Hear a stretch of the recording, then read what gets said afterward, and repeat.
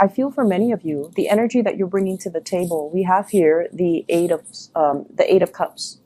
This is a situation that you have invested a lot of emotions in. You have invested a lot of time and a lot of resources trying to maintain a relationship, trying to work at a relationship. And I also feel like for many of you, it's a cups energy. So it's like giving of yourself emotionally to another person. And I feel like this was a situation that was quite uncomfortable and quite painful for you to be in, mainly because either the relationship was very unbalanced from the start, or despite all the effort and the work that you put in, you just felt like there wasn't that reciprocity coming through from the other person.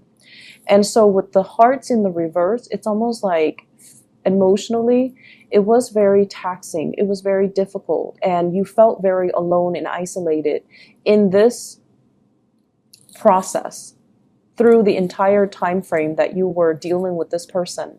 For some of you, it might be a period of 8 months that you've had this relationship partner, or have been in this relationship, or have been feeling like this, feeling very empty and feeling like it's not really going anywhere. This card indicates to me a very barren landscape where, despite the big love that's kind of emanating from your heart, you feel like you were losing pieces of yourself. And you feel like, not in the spirit of wasting time or, being efficient with time when it comes to love, but you almost felt like you were not getting what you were hoping for out of this relationship. If you are withdrawing, or if you find yourself, gradually pulling away from this, and especially since the month of August, what's happening with your relationship partner and the person that you are interested in? They show up here as the hangman. And the way that they show up here is they're also stuck in a very, very uncomfortable situation in the same manner as you are. So yes, they might understand that you are putting so much of yourself in, but because they are stuck in this space of limbo, am I going to be cut down? Am I going to be freed? Am I moving on with my life? Am I stuck here? They're stuck in this state where they can't really make a decision, where they can't really promise you anything, and they can't really make a move towards you because they feel like you're not free to do so, or they're not free to do so. And I feel the energy playing out both ways, where both parties you feel emotionally very frustrated and very stuck, whereas they feel physically very frustrated and very stuck. But I definitely feel they have the love towards you. And it's sort of like everything that's below that they're trying to grasp at. This is you with a lot of growth and abundance underneath, but they're so far removed from it. And it seems as if life or circumstances are driving a wedge in between the two of you, where you're trying to formalize plans and you're trying to get the relationship off the ground. But it seems like you're on different pages at this point. And it seems as if they feel like you're slightly out of reach, okay? So whatever the situation occurs for you, they feel like you're out of reach. So yes, the emotions and the love is definitely there from their end, but they're not able to free themselves to do anything about it, all right? So I feel like you have to really understand the constraints that your partner is dealing with, the physical constraints. So yes, the emotions might be there, but for whatever reason, there are some awkwardness, there are some discomforts, as well as some physical constraints that they're dealing with that's disallowing them from reaching out to you or reaching for you. And so the culmination for this week, we do have the Tower, and the Tower brings about abrupt and sudden change. So if this is a situation you feel like, it's not really serving my purpose, I'm choosing to walk away, I feel like there is going to be a major, major turnaround for the better with this Tower card that is allowing information and communication to come in. So I feel like somebody is coming towards you with an explanation, with an apology, with almost like the desire to speak and the desire to talk to you and the desire to kind of explain to you everything that has been going on in their lives, okay? So for those of you who are dealing with people that are either separated but not divorced, so for example, if you're dating somebody who's separated or but not completely divorced, I feel like they're going to come to you with some type of a clear resolution and be like, I'm getting a divorce. We're finalizing the divorce. I've already signed the paperwork and it's going to happen. So they're coming to you with some type of a swift news that is going to make you feel very welcome. But the only problem is, as long as you have waited, are you going to be accepting of this news? Or are you going to tell them, I'll believe it when I see it? Are you going to make demands to see the physical paperwork? Are you going to make demands to kind of like tell them, once you're done with everything, once you're completely single, then you let me know? Because with the Two of Swords, this is a state where, I'm sorry, let me explain this card first. This is the Prince of Swords, okay, the Knight of Swords. They come in very, very quick with information. They are a messenger, and they come bearing news that is very swift, very sudden. And I feel almost like it's like that knight in shining armor riding off after you, not wanting you to leave, not wanting you to make a move, not wanting you to be with somebody else, because they're gunning it for you. And I feel like their energy, if they have been passive and indecisive in the past, they're going to make their feelings very known. So for some of you, this could be an air sign that you're dealing with, an Aquarius, a Gemini, or a Libra. And I feel as if some of you have trouble opening up your heart again, because you've invested a lot of your time and you felt very isolated for a very, very long time. And then all of a sudden you decide to walk away, and they decide all of a sudden to come back into the picture. I feel like it can be emotionally very destabilizing for you, and you're not really sure what you should do. And my advice in love overall is, if this were to happen, you need to see the evidence. You need to see proof. You need to have them make some concrete actions, and you need to kind of wait it out and let them know that, I need proof, I need evidence, or I'll believe it when I see it. So why don't you not tell me ahead of time, but just wait until everything is finalized, and then we'll go from there. So I feel like, erring on the side of patience, because this person really doesn't want to lose you, and they're coming in, rushing in fast. So whatever you thought was done and over with, that you've moved away from, I feel like the other person is beckoning you to come back, or they are coming in to ask you to come back. So with the Tower in the center of the spread, I pulled out 2 cards to clarify the Tower. And I have here the Three of Pentacles. And the Three of Pentacles can indicate a situation where 3 people are involved. I don't see infidelity so much with the Three of Pentacles, but I feel more like it's an entanglement that can be financially motivated. 3 people entangled in a situation. That is, there are home mortgages, children, child support, alimony, things that are kind of like the building blocks of a family unit. And when this is disturbed, so it indicates to me that you might be dealing with somebody who's either married, who's either trying to get divorced. You yourself might be married, you are trying to get divorced, and another person is like rushing the process. But I feel like somebody's rushing the process. We have as well the Sun. And the Sun, in this deck, it's sort of like, what will other people think?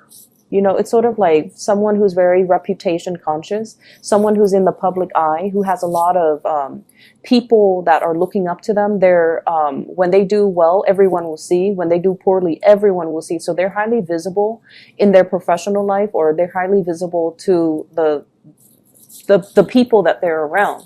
And as a result of it, there's a sense of obligation, like with greater responsibilities come greater visibility. And I feel like there's a sense of responsibility about them, but I also feel they are very, very status, reputation conscious.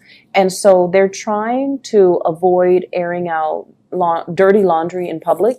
They're also trying to avoid creating too much riffraff, like rocking the boat too much in their environment. So they're a little bit resistant to change, because their mentality is, what will people think? So if you're dealing with somebody like this in the work environment, they might not want to, they might want to keep workplace romances on the down low, so they might not want to advertise that they're dating a coworker. If you're dealing with a person who is, separated and not yet divorced, or getting divorced, they're also trying to ease the process in a smoother manner, mainly because there might be children involved, okay? So it's the Sun giving life to these 2 birds. So I feel like it might be somebody who has children, and I also feel like they're trying to buffer and ease the financial disengagement process between them and their partner. So being a little bit patient with your partner, but also being a little bit more critical as to the information that they're giving you. Are they really free, or are they just saying this because this is, I feel like you're giving somebody kind of like, this is the last straw. You have until such and such date. Otherwise, I walk away. And I feel like it's caught them off guard, and it's kind of like an ultimatum that they did not expect. And so they're coming to you, rushing to you with all these promises that, I'll change, I'll make amends, I'll try to, wrap things up from my end. So I feel like something is making a comeback. You thought it was done and over with, but it's making a comeback. And I feel like it can be worked at. You just need to, be very firm about your boundaries here. Okay. Other areas of your life, I feel like you have a very strong spiritual advice that is coming into the picture with this Hierophant card. And it's a major arcana card. And this is usually indicative of family institution. This is usually like family tradition, customs, rule of law, and, even the rule of karma that we mortals have to abide by. Okay. This is doing things by the book. What was done in the past needs to be obeyed and respected. It's not in the spirit of retrenchment and, conservatism, but it's all about doing things so that we don't create changes that are too fast, too disruptive, and too swift, especially when there are other people that are involved, or there are other people that are affected by the change. So I feel like whoever you're dealing with, or whatever you're trying to create in your own life, we have here the Magician. The Magician is somebody that is very much independent.